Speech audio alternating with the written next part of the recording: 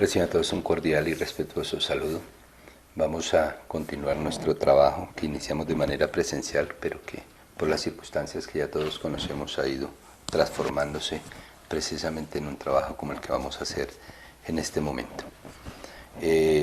Antes de iniciar quiero hacer algunas, observaciones que considero de importancia para el trabajo que estamos haciendo. El acompañamiento que estamos haciendo en este momento, el material que usted está utilizando en este momento, corresponde a lo que uno llama un trabajo asincrónico. A mi juicio, eso tiene algunos beneficios importantes, relacionados con el hecho de que usted puede consultar muchas veces el trabajo, puede cuestionar, mirarlo con minuciosidad para poder entender el concepto que estamos abordando. Eso no quiere decir que vaya a ser únicamente ese el trabajo que vamos a hacer, sino va a estar acompañado también de un acompañamiento sincrónico que se hará mediante la plataforma Google Meet.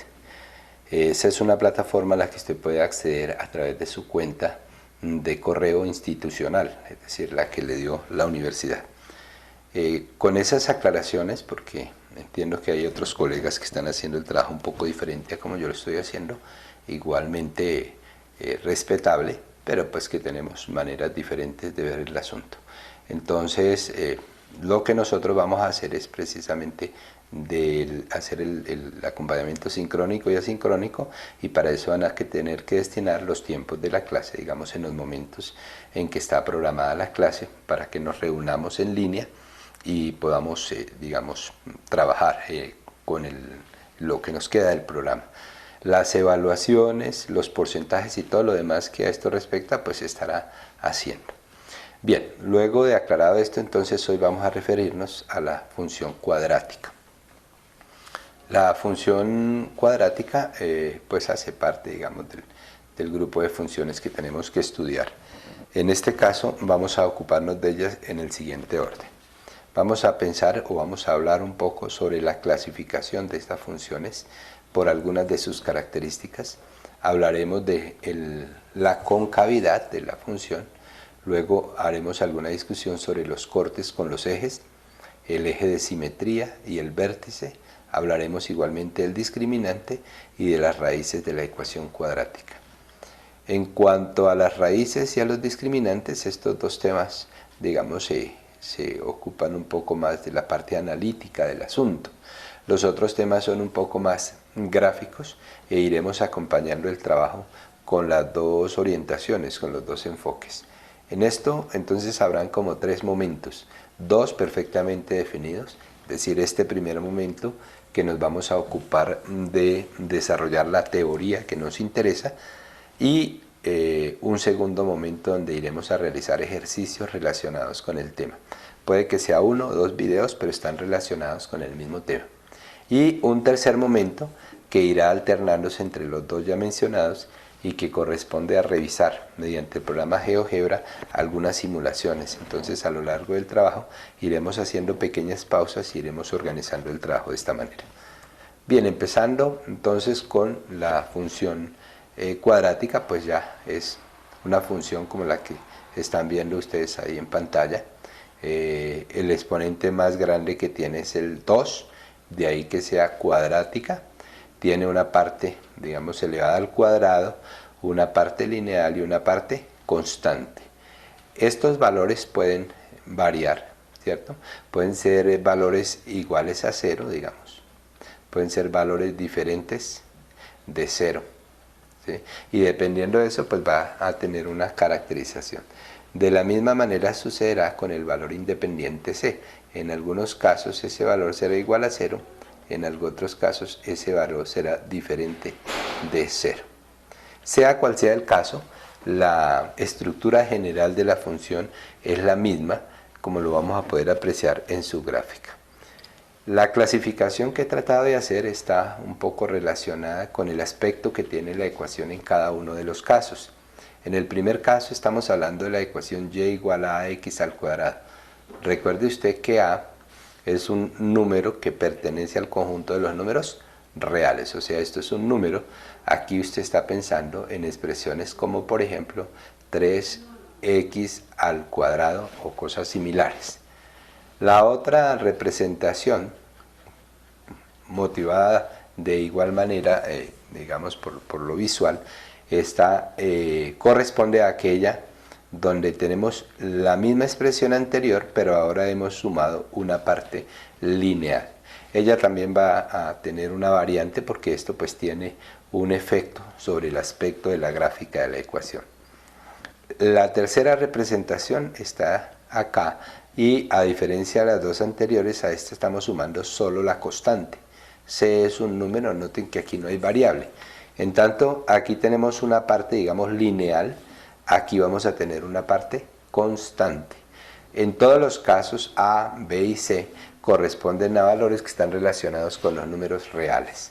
Y desde luego, no sé si sobre aclarar, pero lo hacemos, desde luego A tiene que ser un número diferente de 0, entre otras porque si A llegara en algún momento a ser 0, pues ya no tendríamos una parábola, sino sería una función lineal afín.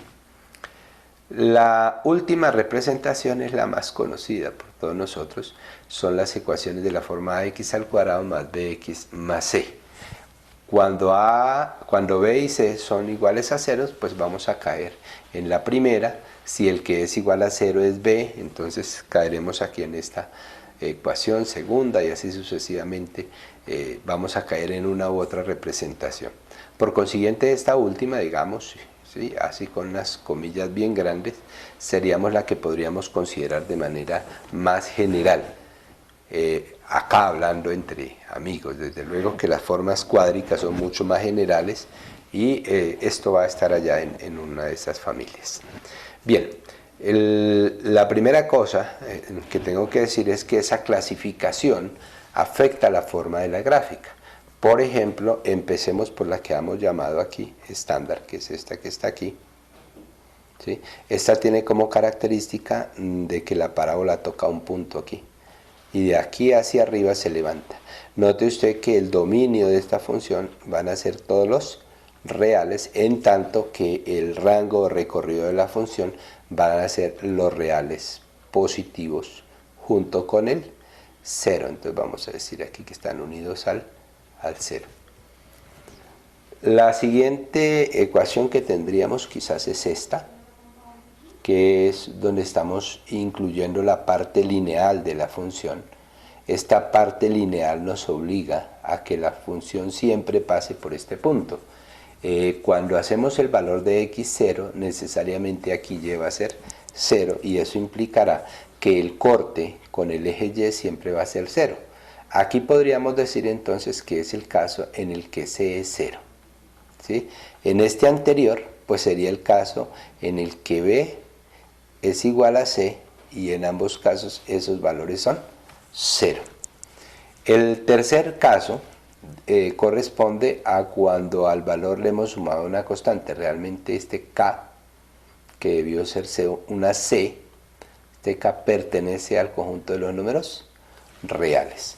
Entonces, esto lo que hará es que el valor, cuando x tome el valor de 0, la ecuación va a pasar exactamente por el valor k.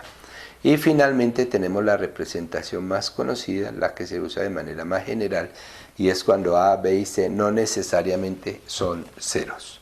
En esas tres representaciones aproximadamente puede encontrar usted ubicada la parábola. Puede que haya alguna variante que se me escape en ese momento, pero digamos que son las representaciones más usuales que se emplean para las parábolas. De la primera característica que nos vamos a ocupar corresponde a la concavidad. La concavidad es precisamente esta entrada, ¿cierto? O esta salida, aquí entrada que tiene la función. De ella depende, o mejor, ella depende de la naturaleza de este valor A aquí.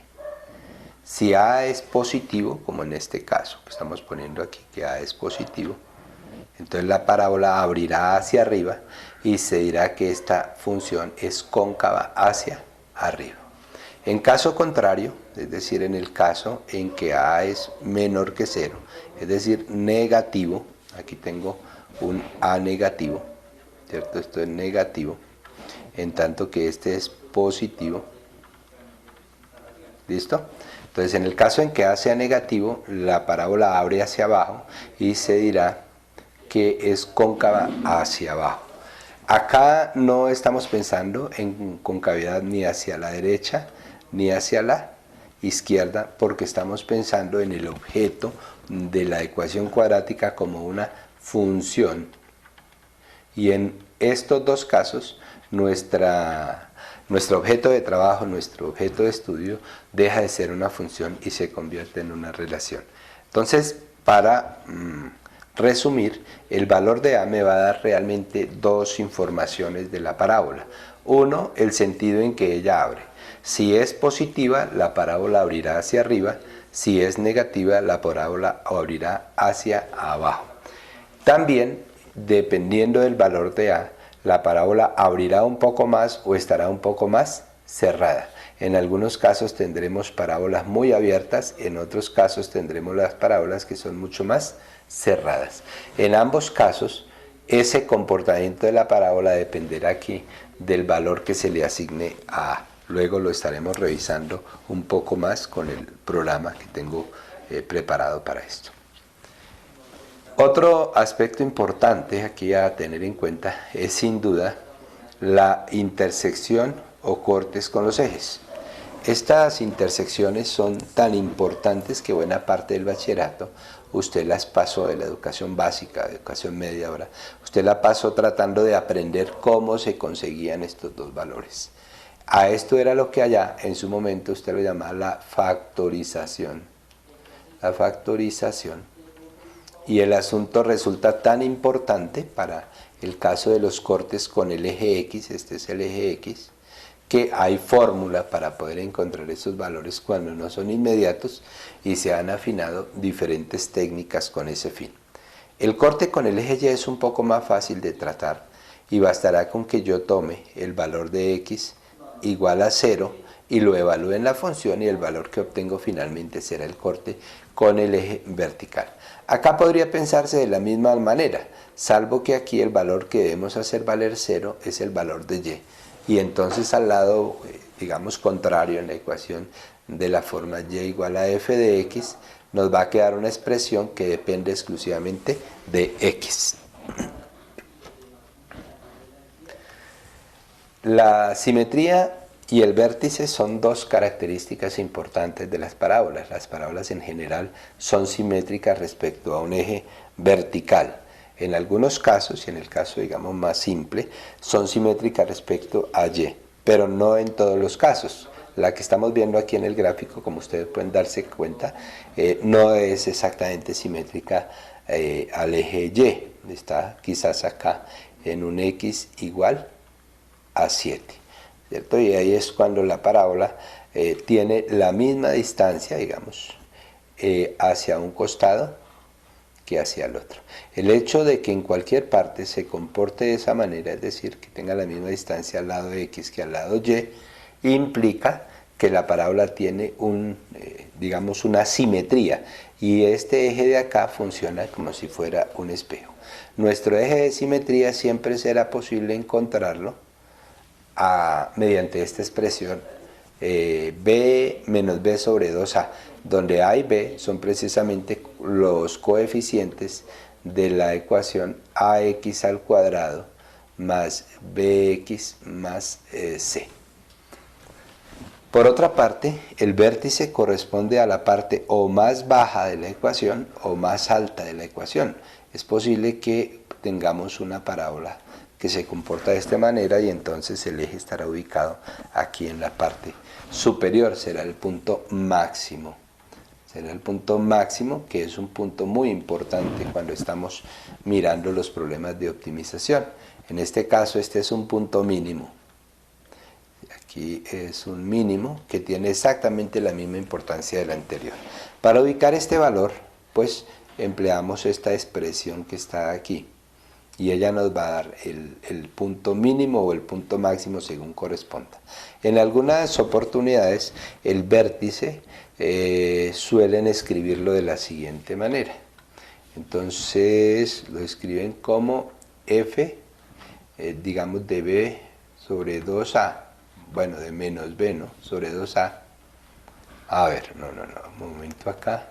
Vértice acostumbran a escribirlo como menos b sobre 2a para la componente en x y f de menos b sobre 2a. Eso hará, ¿cierto? El vértice.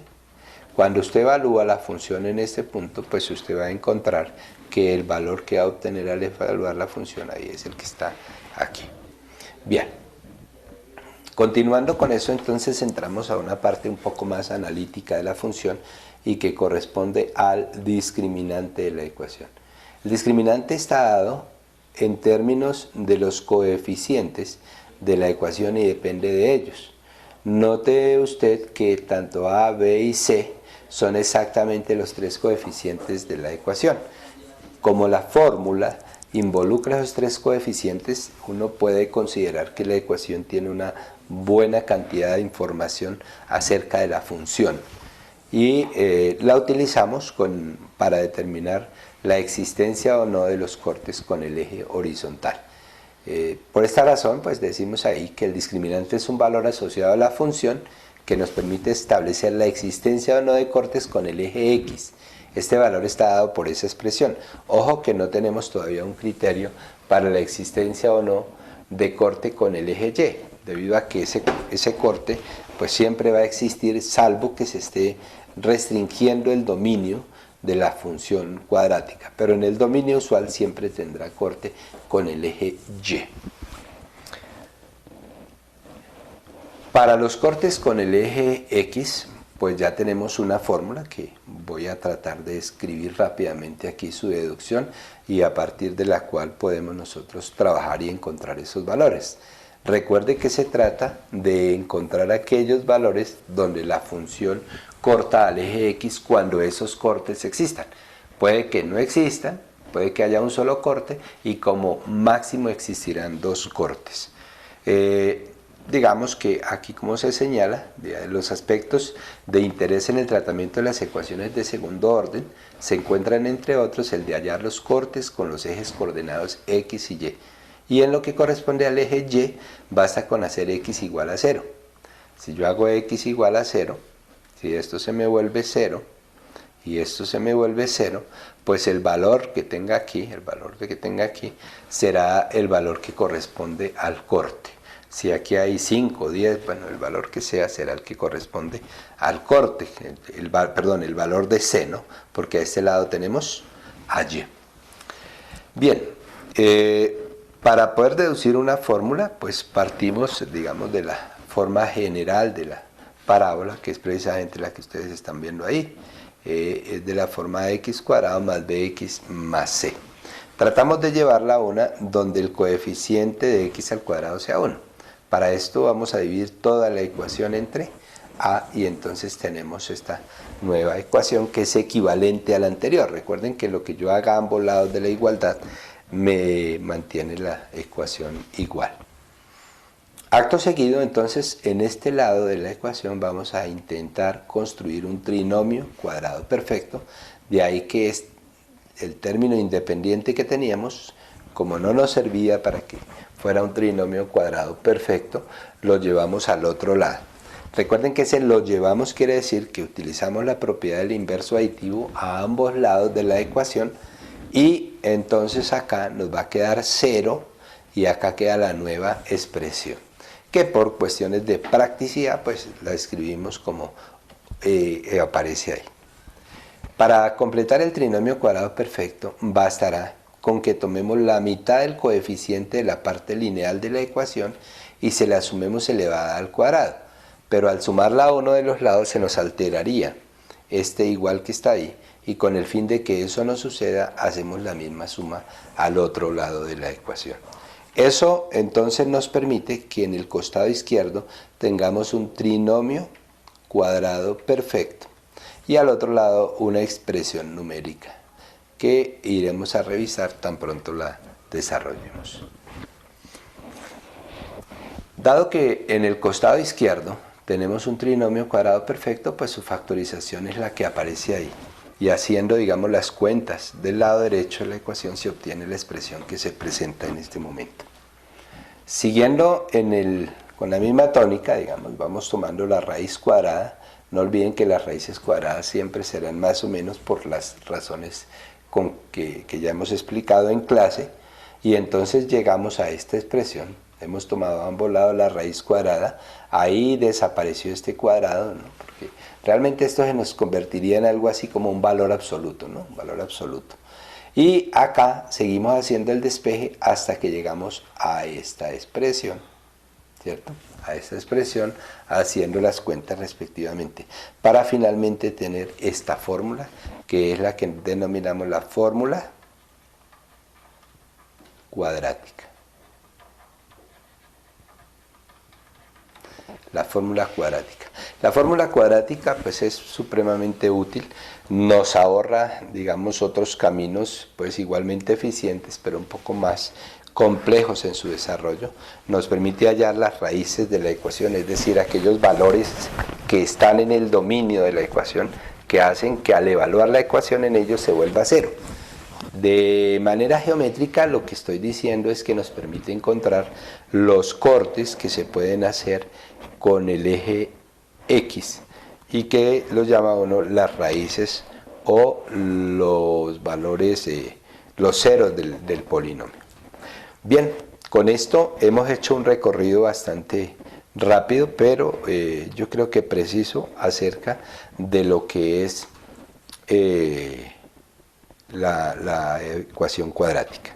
Voy a invitarlos a que miremos un poco la simulación para que reforcemos algunas cosas ahí que son importantes.